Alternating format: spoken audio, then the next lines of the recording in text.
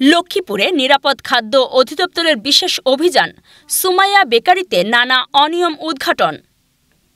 লক্ষ্মীপুর থেকে channel HD24 এর প্রতিনিধি মেহেদী হাসান রাসেলের পাঠানো প্রতিবেদনে দেখুন বিস্তারিত। লক্ষ্মীপুরের রায়পুর উপজেলার মোল্লারহাট এলাকায় সুমাইয়া বেকারিতে নিরাপদ খাদ্য অধিদপ্তরের একটি বিশেষ অভিযানে নানা ধরনের অনিয়মের সন্ধান পাওয়া গেছে। বুধবার বিকেলে পরিচালিত এ অভিযানে বেকারির উৎপাদিত পাউরুটি, বিস্কুট ও কেক সহ বিভিন্ন পণ্য সামগ্রী জব্দ করা হয়।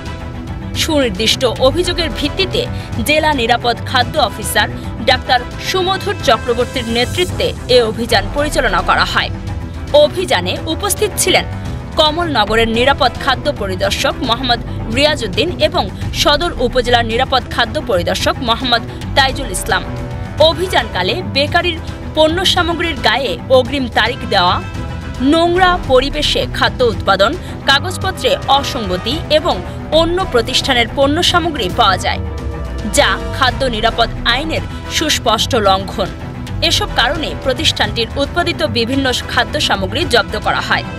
জেলা নিরাপদ খাদ্য অফিসার ডাক্তার সুমধুর চক্রবর্তী বলেন, সুনির্দিষ্ট অভিযোগের ভিত্তিতে আমরা অভিযান পরিচালনা করেছি। অভিযানে নানা অনিয়ম শনাক্ত করা হয়েছে। প্রমাণের ভিত্তিতে সংশ্লিষ্ট প্রতিষ্ঠানের বিরুদ্ধে নিয়মিত মামলা করা হবে। অভিযান শেষে প্রয়োজনীয় আইনি ব্যবস্থা গ্রহণের প্রক্রিয়া চলছে বলে জানান তিনি।